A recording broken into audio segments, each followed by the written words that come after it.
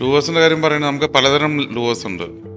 അപ്പോൾ നമുക്ക് വിഡ്ത്ത് വരുന്നത് 15 സെൻറ്റിമീറ്റർ ടു 30 സെൻറ്റിമീറ്റർ ഉണ്ട്. പണ്ടൊക്കെ ബോളിലൊക്കെ വുഡൻ പാനലിങ് ചെയ്യായിരുന്നു. അപ്പോൾ അതെന്ന് വെച്ചാൽ കോസ്റ്റ് എഫക്റ്റീവ് അല്ലായിരുന്നു, ഭയങ്കര ഹൈ എക്സ്പെൻസീവ് ആയിരുന്നു. അത് തേക്കൊക്കെ വാങ്ങിച്ച് കട്ട് ചെയ്ത് വോളൊക്കെ പാനൽ ചെയ്ത് വരുമ്പോൾ ലക്ഷങ്ങളും ഒക്കെ ആവും. അതിന് പകരമാണ് ഇപ്പോൾ ലൂവേഴ്സ് വന്നിരിക്കുന്നത്. അതിൻ്റെ ഗുണം എന്ന് വെച്ചാൽ WPC ലൂവേഴ്സ് ഉണ്ട്, ചാർക്കോൾ ലൂവേഴ്സ് ഉണ്ട്. അപ്പോൾ അതിലൊന്ന് ഗുണം എന്ന് വെച്ചാൽ വാട്ടറും ഫംഗസും അങ്ങനത്തെ കാര്യങ്ങളൊന്നും വരില്ല. പിന്നെ അതുപോലെ മെയിൻ്റെനൻസ് കുറവായിരിക്കും. പിന്നെ എന്തെങ്കിലും ഒരു പ്രശ്നം വന്നാൽ നമുക്കത് മാറ്റി പുതിയത് ഇടാൻ പറ്റും.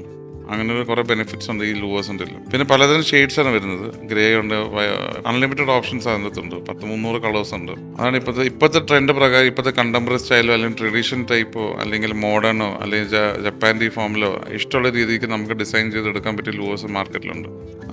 ഇതിൻ്റെ ഏറ്റവും വലിയ ബെനിഫിറ്റ് എന്ന് വെച്ചാൽ പൂപ്പലോ അല്ലെങ്കിൽ ക്ലൈമറ്റ് കണ്ടീഷൻ പ്രകാരം അത് ഒന്നും പറ്റില്ല. പിന്നെ വർഷങ്ങളോടെ കിടന്നോളൂ.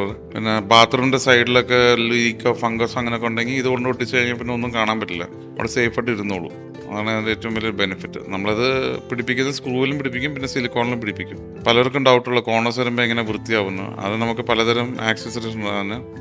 എല്ലാ ആംഗിളും നമുക്ക് സാധനമുണ്ട്. അപ്പോൾ അത് വെച്ച് കൊടുത്താൽ തന്നെ നല്ല ഫിനിഷും ഫിറ്റ് ആൻഡ് ഫിനിഷായിട്ട് ഇരുന്നോളും സാധനം.